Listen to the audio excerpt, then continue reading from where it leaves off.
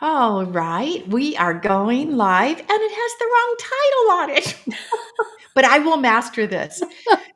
I just wanted to get on real quick and share one of my business besties, Susi Vine. She's just, once you get to know her, she's just the biggest heart, most compassionate and authentic people. One of the most I've ever known. So I wanted to share, she's got a creativity workshop and we wanted to talk a little about it. And so the first thing I want to ask you is, because I'm a poster child for not having time or ideas about creativity, and I know that I attended one of your workshops and you got me doing things that were fun and playful like a little kid. So talk to me about, especially business owners, why is it important to make time for creativity, Susie? Thank you, first of all. You make me blush. Thank you for sharing your time and space with me. And I think it's perfect, actually, because we are lit up, right? Mm. Creativity and play just encourage us to light up, to get back into that childlike curiosity and wonder that we kind of had trained out of us as we were growing up. We get more focused on the achievements and those good scores and less on coloring outside the lines and creative solutions. And, you know, to get right down to it, what's really amazing about creativity, and in this space, we're finally doing more research and what helps us feel more positive, what helps us feel better, as opposed to years and years of looking at what is holding us back, why we feel depressed, why we have anxiety. And Mm. creativity, actually, kind of that mental space of curiosity and experiencing wonder, it helps to lower cortisol. It helps to counteract the hormones of stress, and it triggers dopamine, which is that reward system that lights up our brain, that makes learning so much easier. And we can kind of reclaim control over our own dopamine. We can take it back from the endless scroll, from the algorithms that are trying to capture and steal our attention, and we can bring it back to the things that really do light us up. Amazing, amazing. So, how does someone get started if they're focused on their to-do list, working with clients, doing social media things? How does someone get started to kind of make space for the creativity? And what's an idea that someone can do easily? Yes. We tend to put creativity right up there with artistic talent and Mhm. skills, and we feel like we have to do it right or it's not worth doing. One of those, like, really self judgment kind of areas that unfortunately a lot of us might fall into. And it can be as simple as, if you go out for a walk, taking a walk in a different direction, taking a new path. Mm. If you're driving to work or to a grocery store, exploring a new route, just things that get us out of the routine, because our brains crave routine. It feels secure. It saves energy because our brains demand so much energy. So when we fall into those patterns, our brains feel comfortable there, but we don't notice what we're driving past, what we could be looking at, the little changes. And when we take a new path, we get that opportunity for wonder. Oh my goodness, the last time I was here, that house was not even here and now it's completed. I wonder who moved in, right? Or, what I like to do is encourage people to doodle during meetings. Now, a lot of us are doing digital note taking and typing away on the keypad, but I still like to take notes by hand. And if you have Rocketbook, then those are easy to scan into your computer. But spice it up a little bit and use different colors to indicate different topics or different people who are speaking. And then it just kind of invites that right brain into play and shake up that left brain analytic review kind of pattern that we tend to fall into. I like that idea. So when you were speaking about like taking a different route to the grocery store or even picking a different grocery store to go to, it reminds me of kind of an Eckhart Tolle moment to bring us back into the present moment. And I think Exactly. that switches on, we notice things differently because I think most of us are kind of asleep at the wheel, just going through life unconsciously, robotically, habitually. Nothing wrong with that. Gets us a lot of things done. But what you're saying is like just um, get out of that robotic thing. And I really like, I just got a new iPad a little while ago and it works with Apple Pencil. And I've Yes. not really played with it, I must say. So is that something I could start to make notes? And do you use an Apple Pencil at all? I don't, but I have several friends who love their digital planners. And I think that's another great way to engage with it because then your planner is all in one place. You've got different pages in different formats. You can be making lists or writing things down. You might have journal pages right there within that kind of digital planner or notebook. And I do think that that's another great way to engage with it. If your iPad or your tablet is something that you keep close at hand, then looking for those ways.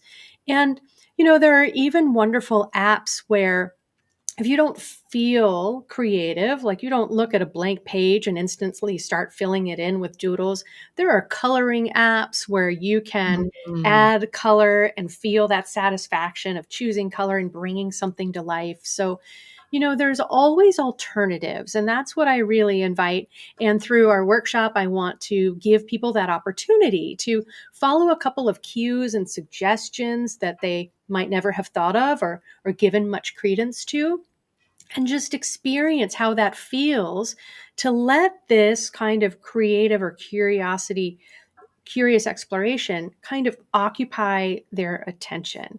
Because another thing that's really amazing that I think about creativity is that it can switch the gears from anxiety. And I recently had the opportunity to hear Martha Beck speak, and she has just released a book that is right on topic with this. I can't believe my luck and my timing. And she's literally describes it as flipping a switch. When you start doing something that engages that creative aspect of your brain, it takes the juice out of that anxiety. You can't be in both places at the same time. So once you find some exercises that are engaging to you that you can easily drop into, whether that be on a tablet or a notebook or any way in which you find that, opportunity to engage and get out of that left brain space, it's amazing how that can bring you out of something that's triggering stress or causing you anxiety. So instead of like turning on Netflix and watching a movie, you could pull out a coloring book or your iPad and start making doodles and coloring and see how that feels. I remember one Exactly. of the coaches that I follow, Tosh Corbin, she did something called progress art, and it was creating where you fill in, you basically set an income goal and you would color in every time you made a certain amount of money, for example. And I remember it was like so different for me to do anything like that. I had my colored markers and I was doing this progress art and it was kind of fun. But then part of me is like, oh my gosh, I've only got like 10 filled in and look at all this and I'm not going to accomplish it. How do we kind of calm that critical mind that says, I'm not doing it right or enough? Like if I want to start painting, for example, how do you calm that part, Susie? Yes. I think, and the words right now are coming back to me from one of my guests on the Happified podcast. I had author Emily Nagoski, who she and her sister wrote the book on burnout, completing the stress cycle. And she's a musician. She directs large choral groups. And she's in music, you think someone's definitely satisfying that creative drive, right? And her advice is do something that you are terrible at because it Oh, curbs that desire to master it. Because we have been so trained, indoctrinated that anything we do, we should do the best of our abilities. She's like, so what do you do terrible at?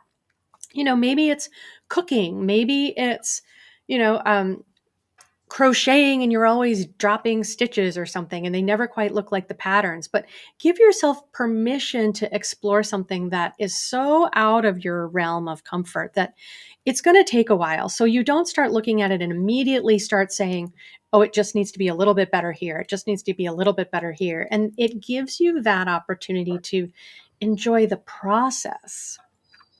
You're really in that experience of that beginner's mind when everything is new and you're puzzling things out and it's engaging. We the more we can break that expectation, with that goal focus. Okay, if I'm doing this, then I have to make it look just like the picture.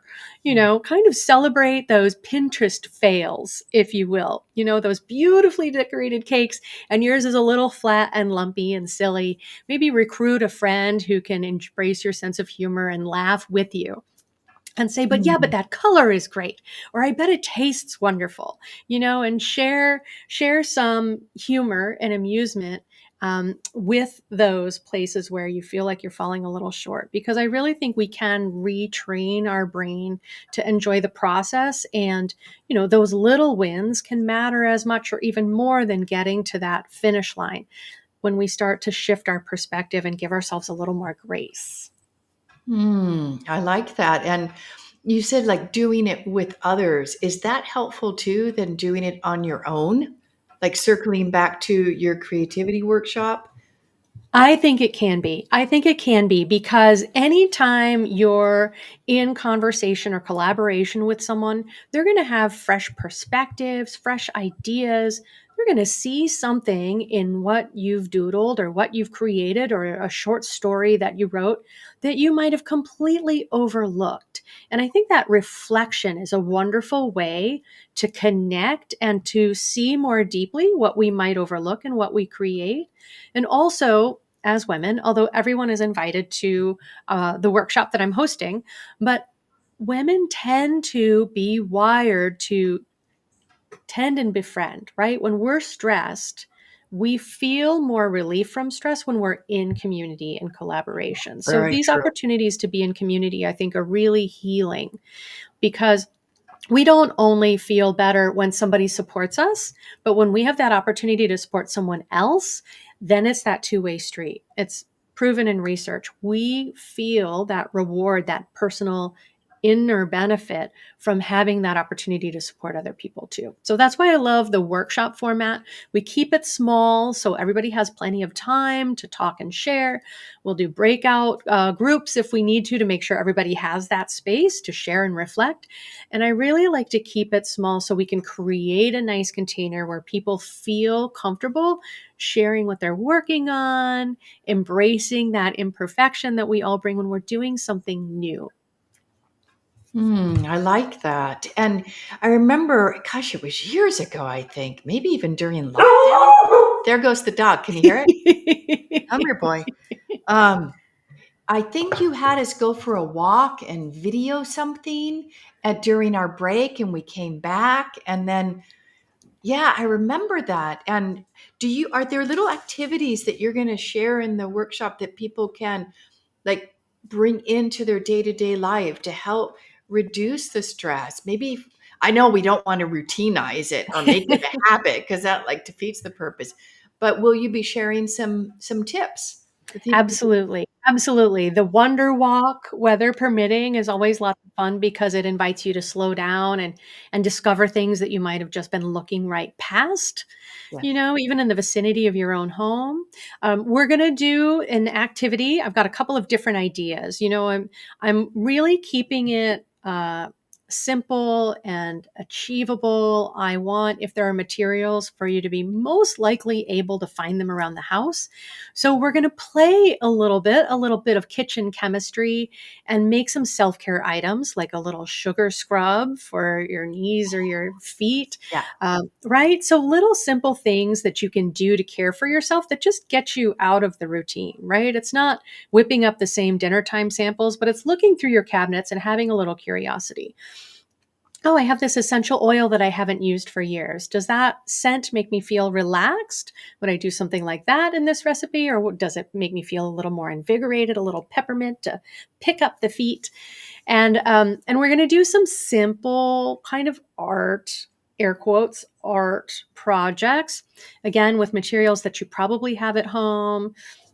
and make it achievable and doable. Really explore the benefits of doodling and find little micro exercises that you can sprinkle into your day so that moving forward you can remember that experience and integrate it, even if you are as busy as I think all of us are these days. Yeah. Oh, I really like that idea. You reminded me of it was during lockdown. I live in a complex, and part of kind of the I guess they created an event for the residents is that they did shopping for us to create a meal that we've never made before. And if you wanted to sign up, you could sign up. And then they did a whole live streaming to show us how to cook. And it was so creative, and it created this like just it was online because people weren't connecting, and it was fun. It was fun. So I do see the benefit of like, okay, let's mix up our sugar scrub and just sharing with others and learning, and it can create that bond. Yeah. Absolutely. Absolutely. Those kinds of things that you can share, comparing your experience after we take time for one of those exercises. And cooking in the kitchen is another one of those places that I feel like it's easy to fall into a routine. And we often overlook that invitation for curiosity and exploration. You might open the pantry and say, the first three things that I see, I'm going to come up with a dinner recipe that includes these three items. Give yourself a little bit of a challenge and make it flexible, but it helps you to take that new path, to explore and maybe try new flavor combinations and get yourself out of the routine that we so often fall into. Yeah, like it's definitely routines with making meals and things. I think that's a big one. I want to talk about like, is there, let's see, are there any requirements to sign up? Can you tell us kind of a little bit about the cost and the time and all that when it is? Absolutely, absolutely. So you can find out more through the link that'll be in the comments. The event is Clarity to Create. Unfortunately, I have a very long URL, so apologies for that. But it's $67 to attend the workshop. It's 4 hours. We'll be together on Saturday, April 12th, starting at 9 a.m. Pacific to 1 p.m. And so if you're Central Time, that is 11 to 3. If you're East Coast time, that's noon to 4. So it's in the middle, but not taking up all of your Saturday. So you can still have some time to tend to things that need your attention, or maybe to continue creating and exploring after we're done together. So I'm going to make a note. Thank you for that, Susie. What's the date? Because I'm going to put it underneath this Facebook Live. Fantastic. It's Saturday, April 12th. Saturday, April 12th. And how many people are you opening it up to? So I think I'm going to cap it at about 12 people. So I want to keep it a nice and intimate experience. And so that's the most that I would let in on this event. If there's enough interest, then I'll certainly be planning another one in the near future. And as you mentioned, Ariana, you came to one that I hosted a couple of years ago. I Mhm. have some other people who attended already registering to come back and play. So I'm excited to see what group comes together and the community that we create as we put on those glasses of childlike wonder again. Oh, sounds lovely. And as we start to wrap up, I'd like you to share how people can learn more about your work. I know you are a stress coach, maybe where they can find you on Instagram, Facebook. Um, so share a little bit about you. Absolutely. You can find me on Facebook and on Instagram at 3x less stress. That's the number 3, the letter X, and then the words less stress, all spelled out. And over on Facebook, I have a group called Live with Less Stress, where I share inspirational things or insights, tips on how you can change your relationship with stress or resolve stress on the physical, emotional, and environmental levels. And so that group just has a couple of questions to join because, again, I like to create spaces of community where people feel safe sharing. So that's my Live with Less Stress Facebook group. And on Facebook and Instagram, I'm at 3x less stress. So you can find me there. And I share posts there as well when I share updates on my podcast, which is called Happified. And that's on all the major podcast players as well as YouTube. And you're such a good interviewer too. Her podcast, I do recommend you kind of peek in. And I don't know, how many episodes do you have? Hundreds now? I think I'm up to 176. Yeah, that's a lot. So scroll through and find a good one. That was Um, my COVID baby. right? No, that's a creative thing too, isn't it? It really If is. It you allow is. it to be. I put together an outline. I interview people that are just always a joy to connect with and get whole new ideas and insights. But I also have a lot of solo episodes. I put together an outline, some of the topics that I'm more passionate about, and then I just share. And it's always fun to see where it goes and the feedback that I get on those episodes.